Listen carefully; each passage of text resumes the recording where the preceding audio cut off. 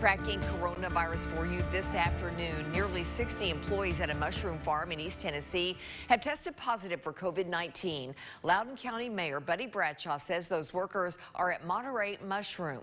Bradshaw writing in a Facebook post he was told, quote, an overwhelming majority, if not all, were asymptomatic. This is a drastic jump in confirmed cases, but it does not change what we should be doing to protect ourselves.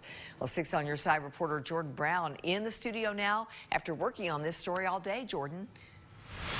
Well, Lori, according to the Monterey Mushrooms plant, the mass testing was recommended after they were made aware of the positive results of 2 employees. We're told Saturday rapid testing was done for almost 300 employees.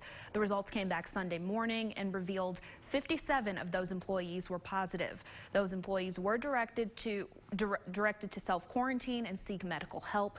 I spoke to one employee at the plant that was recently tested and is awaiting results. They wanted to remain anonymous, but says after all of the positive tests and no symptoms, they're a little nervous. I'm pretty sure I'm negative, but, you know, you still get a little edgy just waiting, you know, because you got so many tested positive.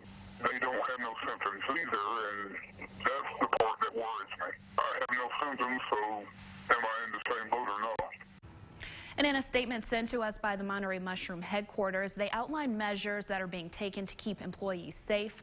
Some of them include staggered breaks and rest periods so that fewer people are on break and lunch at the same time, plexiglass and other physical barrier installations that separate the space between packing line employees, limited access on the farm, and allowing no external non-essential visitors, sending people home that show visible flu-like symptoms, and asking employees to quarantine if coming back from vacation or any travel. And they're also providing sick pay for employees who are out with symptoms.